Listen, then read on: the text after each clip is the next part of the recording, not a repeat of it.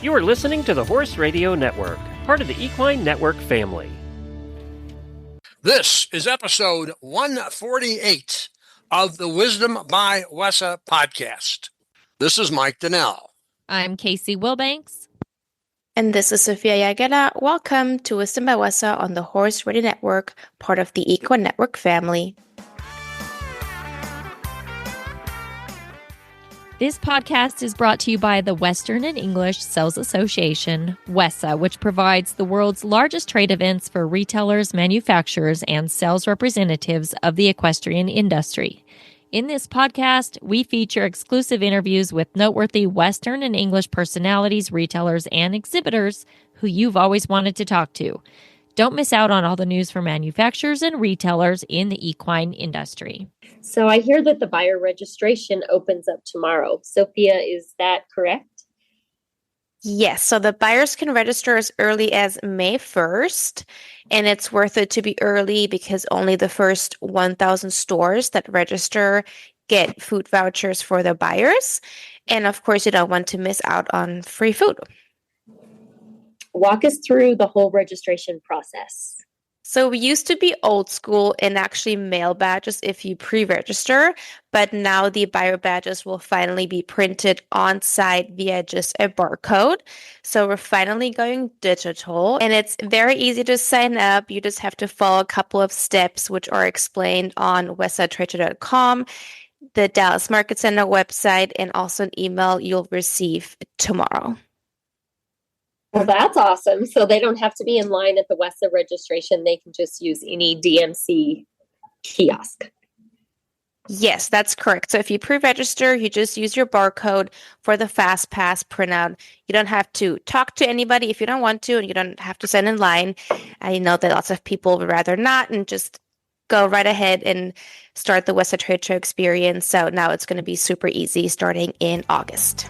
Paul Woody brings more than 20 years of sports marketing and sponsorship development to the PRCA. Prior to his current position, he was involved in sports marketing and management at the college level, including the Air Force Academy, Ohio University, UNLV, and Texas Christian. He has also had extensive motorsports experience, working for a leading NHRA team and a top motorsports track. Paul joins us today to discuss his marketing vision for PRCA moving forward as it competes for sports fans' attention and marketing dollars. Hey, Paul Woody, thanks so much. You're taking the time to be with us on the Wisdom by Wessa show. I appreciate you having me. It seems like in the Western world, there is no off season. So I'm actually en route heading to another convention right now, and just got done with the rookie roundup last week in Fort Worth. So no rest for the weary. There is absolutely no rest for the weary. Rodeo is a 24/7 sport, 12 months a year somewhere. But I'm so interested in speaking with you because, as I had mentioned before we recorded, Casey and I have been involved in rodeo marketing for quite some time. We had a podcast on that. We had a Facebook group page. But all through most of that time, there hasn't been anybody at PRCA who has the background you have: college sports, motor sports, everything that sponsorships, development. And that's why we're so anxious to chat with you, because we're of the opinion that you're bringing a much different perspective from inside PRCA than we had ever seen before. I talk as a marketer. Casey talks as both someone who competes still at the pro rodeo level and also as a marketer. So we're just so glad you're here. I appreciate it. And I do bring a different perspective, and I don't know if that's good or bad on some days. I do know that last year when I took the CMO role with the PRCA, there was no marketing plan in place. And yet here we are, we're the front porch of the Western way of life.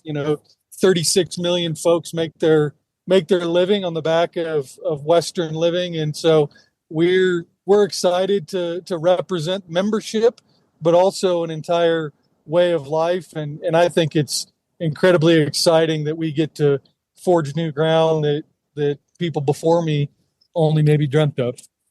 Well, and I think you're right. But let's go. Let's start there. I mean, there's no marketing plan when you come in.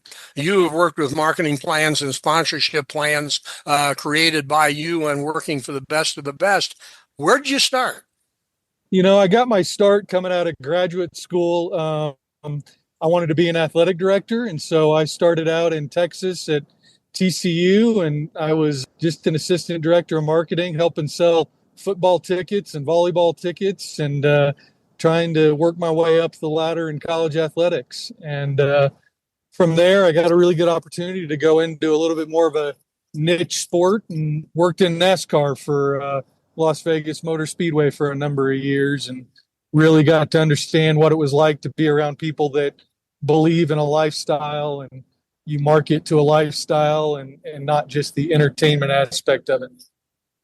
I think that's phenomenal. So you come to PRCA and you're going through your file drawers and you say, whoa, there's no marketing plan here. So where do you begin to help PRCA put a professional spin on its marketing initiatives? And I want Casey to come in here as well, because what you do is not only for the sponsors, but is for people like her who compete. The cowboy way is put your boots on, pull your hat down, go do your job, and hope you get noticed. And that is a fantastic way to raise your family and be a good member of your community. But it does not help the PRCA differentiate itself from the hundreds, if not thousands, of entertainment options out there. And so we had to figure out how to tell our own story. And so we reconfigured our half of the building and hired some videographers and really focused on the storytelling aspect. And so that's what, 18 months in, that's what we focused on doing, is telling our own stories and not waiting for the phone to ring or somebody to pick up the pen and write an article about our cowboys or our rodeos across the country. Casey, jump in here from a contestant's perspective. Well, I first just want to ask, because we hear this a lot, but talk about some of the crossovers there are between motorsports and rodeo. Yeah, both fans, both lifestyles have calluses on their hands. One from slinging a rope or pulling fence, and the other from turning wrenches or working in the garage. And they grow up around it. It's a generational lifestyle. Yes. Everybody who's a cowboy, they have an uncle or a sister or somebody who does it, and that's how they get so impassioned with it. And that's the main connection between motorsports and the Western lifestyle. Quite a bit of adrenaline too, I would imagine. There is a short burst of speed or getting knocked around like you're in a phone booth. That's for sure. As you mentioned, generational. So my dad was a member of the PRCA in the late 60s, early 70s. I'm a member of the WPRA Run Barrels. And it is so true, because I did some lineage on my family recently, and we found ranchers and cowboys all the way back to the 1700s. And I thought, how cool is that? But when I say that to say our roots are so deep. And so that does present challenges sometime when you're trying to get into the modern day of marketing. And there's so many people that they don't want to lose those traditions, but they also want to stay up with the times. So what are your thoughts on that? I don't take it lightly that some percentage of my job is to make people uncomfortable, and making them uncomfortable in a respectful way. The thing that we can't neglect is that base, our history. NASCAR, when I was working at it in the early 2000s, was at this incredible growth stage, and all we had to do was answer the phone and set the price as high as we could, and people wanted to be a part of it. But they overbuilt, and it took them 10 or 15 years to try and dig out of the hole of overbuilding. And right now, the Western way, rodeo, is incredibly hot. It's incredibly trendy. And so it's important to us to not neglect our past while still trying to bring in all these people that want to wear cowboy hats. And it's a cool time to do what we do.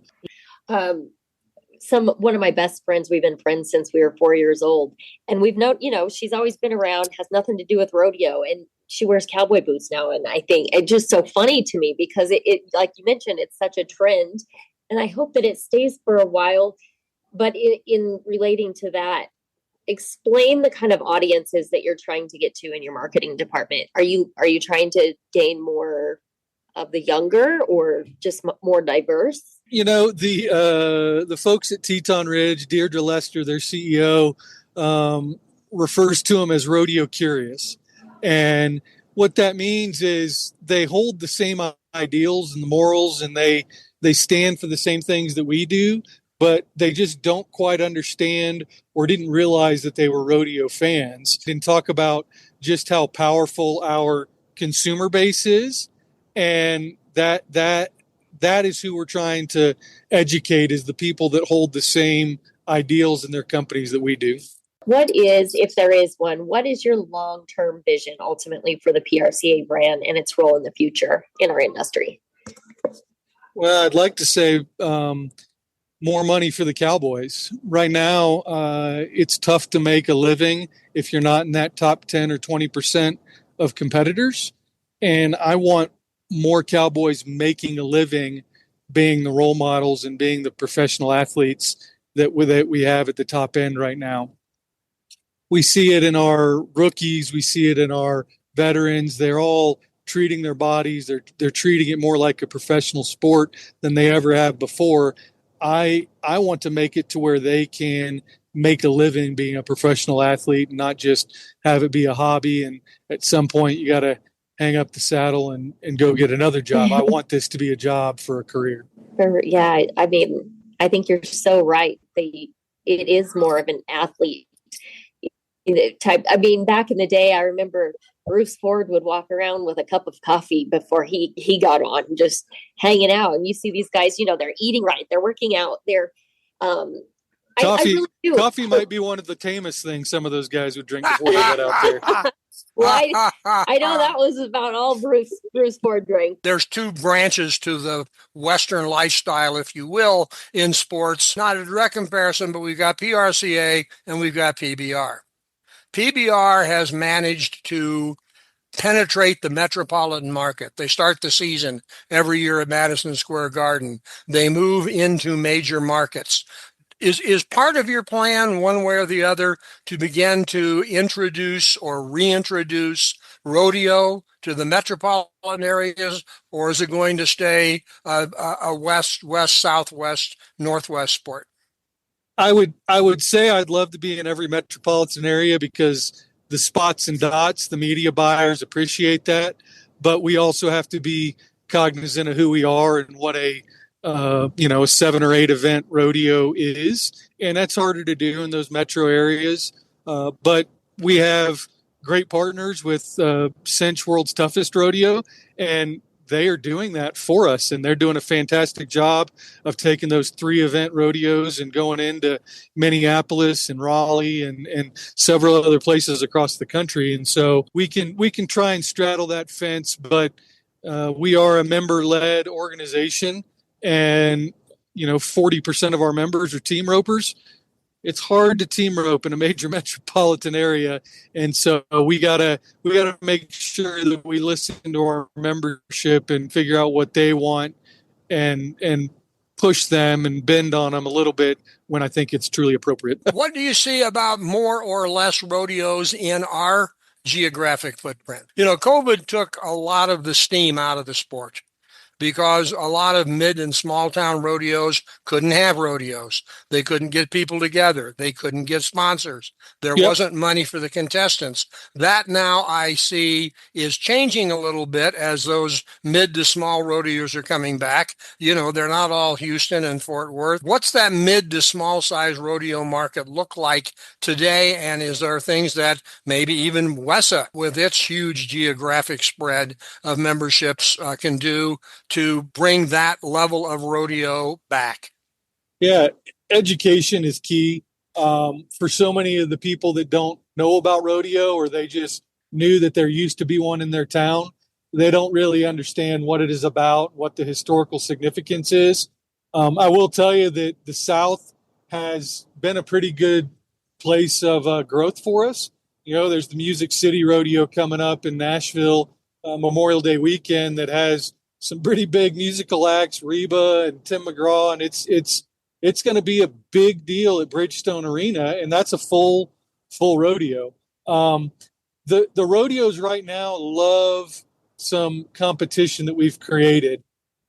We keep adding money from 2019 to 2024.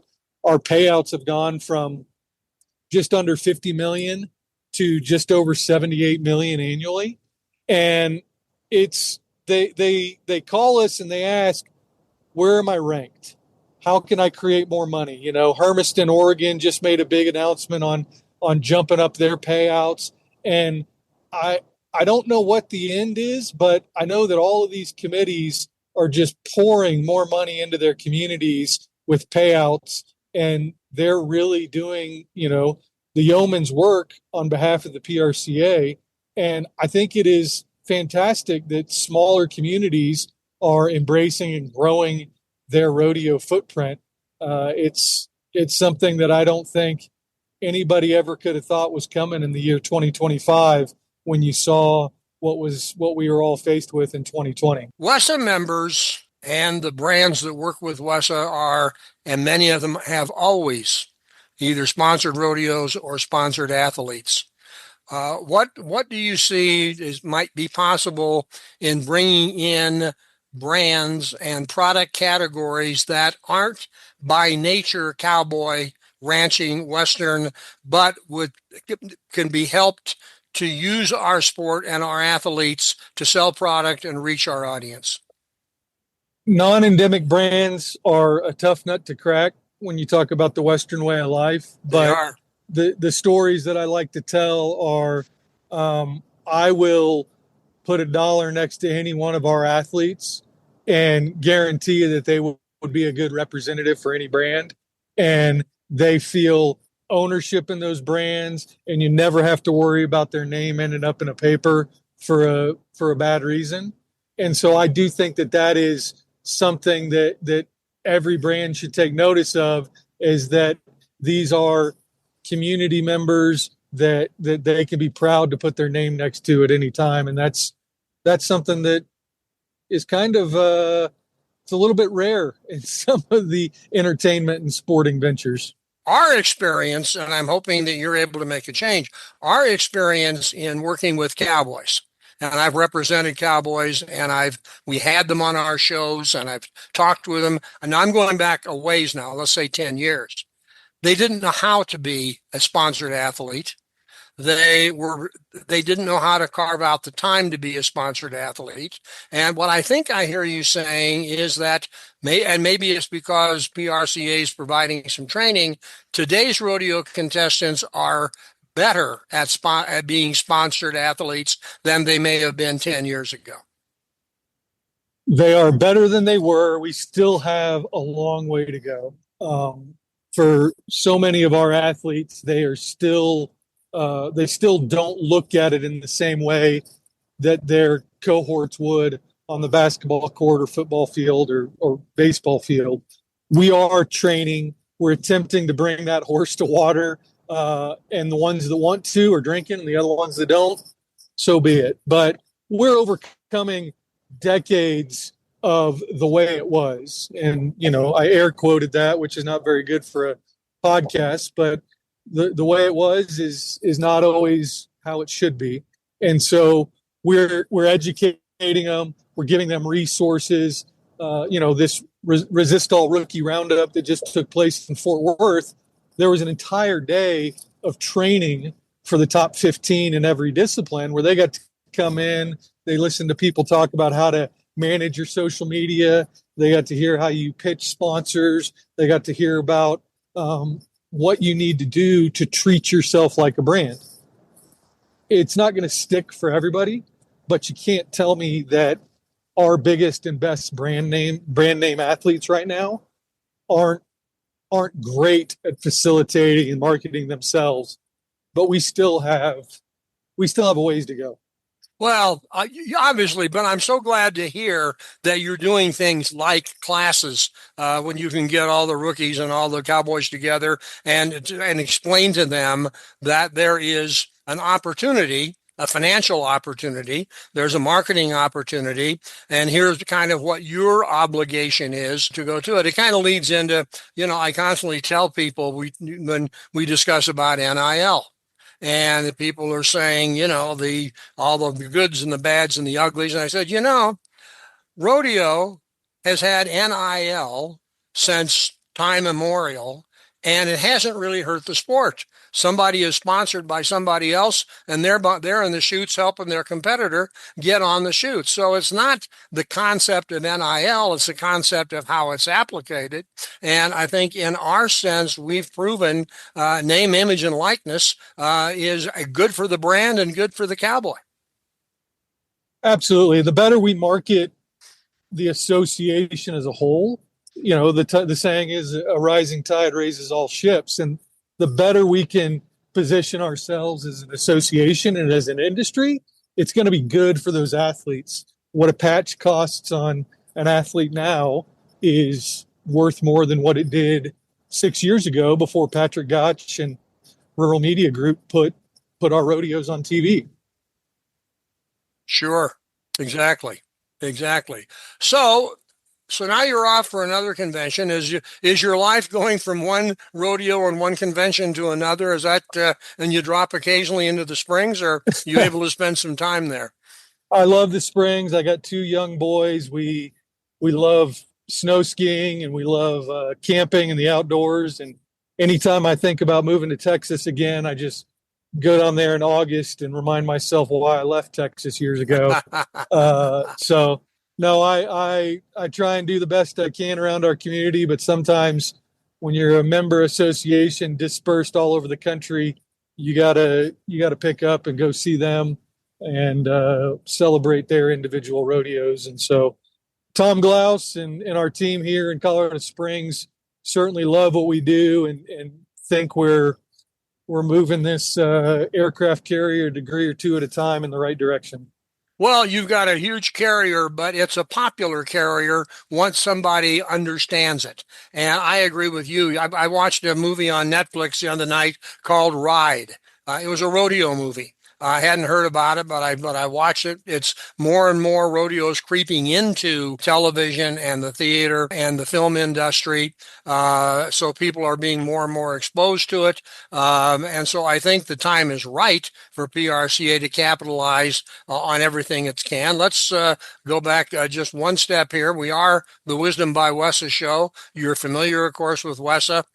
Some of our members do invest in rodeo, but as a whole, we are a member organization dispersed as geographic as you are. Are there things that you look for or would want an organization like ours to consider that is within the realm of budget and possibility to help you do, and your cowboys and your committees to help you do what you want to do? The thing that we have never had an incredible amount of success outside of Wrangler has been in that licensed product category, and putting a PRCA shield on a product or with the product is kind of a stamp of approval from the cowboy.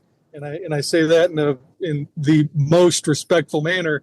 If a cowboy says they approve of a product, then you can take that to the bank. And so we are certainly trying in the licensed product category to grow and find people that want to cooperate with us, and we'll be willing to put it on our store and put it in our shops across the world in Las Vegas there for NFR. And that's where I immediately think that WESA members are a good fit for what the PRCA is trying to accomplish.